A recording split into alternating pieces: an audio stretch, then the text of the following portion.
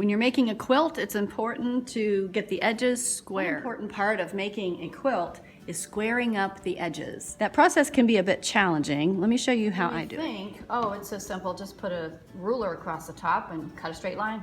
But it's not that simple because the slightest slant on the line that you draw, and you really have not helped yourself because you need square corners on every piece that you're going to stitch together, or you will end up with crooked trapezoidal quilts. We have two panels that have been stitched together on one side.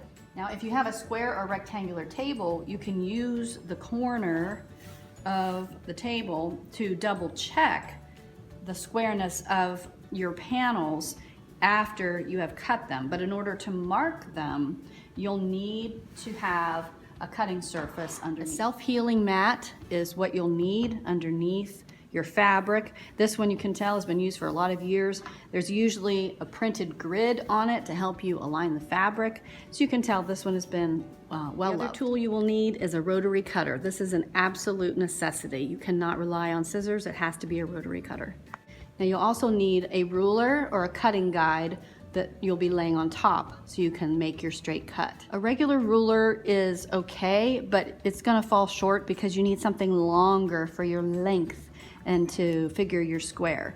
If you're in a fabric store, you can purchase a clear plastic sheet that is printed with a grid. You can lay right on top. That will make it a lot easier. We didn't have one of those, so we used a T-square, which we've used through the years for drafting or for carpentry, but it also works for quilting. You may not be able to see it through the camera lens, but I can see here some very faint lines of a grid, and I'm aligning this straight line I already cut with the grid on the self-healing mat. Typically the factory edge of the fabric is straight, so you can generally use that as a straight edge.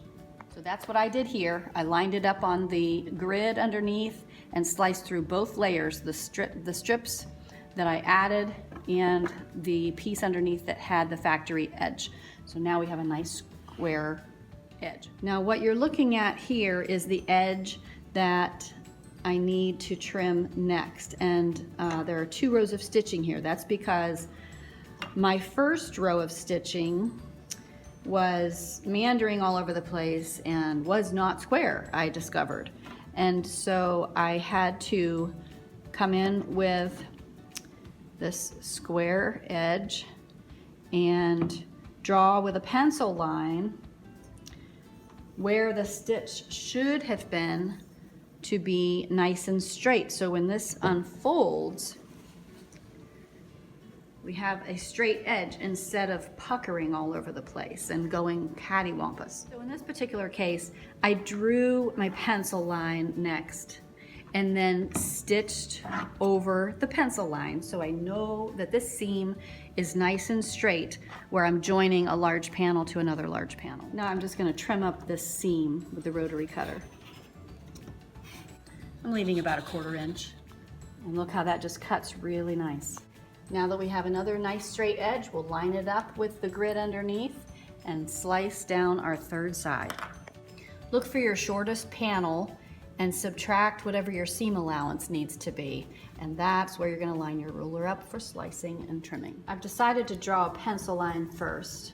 So when I move the self-healing mat underneath, I'll still know where to slice and trim.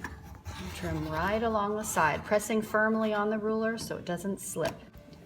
So I've trimmed this, but now I need to move the mat down further. Because I drew my line, I can move it right up to the pencil mark, checking up above as well. And now we have 3 sides square. In squaring this final 4th side, make sure the top is lined up with the grid. And since we don't have a clear plastic grid ruler to lay down on top, I'm looking at the grid underneath and marking with a pencil where I'm cutting on this end, and I'll do the same down here. Because this is lined up at the top, then I can come over the same amount, 1 inch square, to right there, fold it over, and I can mark my pencil right there. That is where I'm cutting at the bottom. Line it up and trim it off. And that is how you square up the edges of your quilt panels. So I added this last panel and pinned it in place now that everything is straight and squared.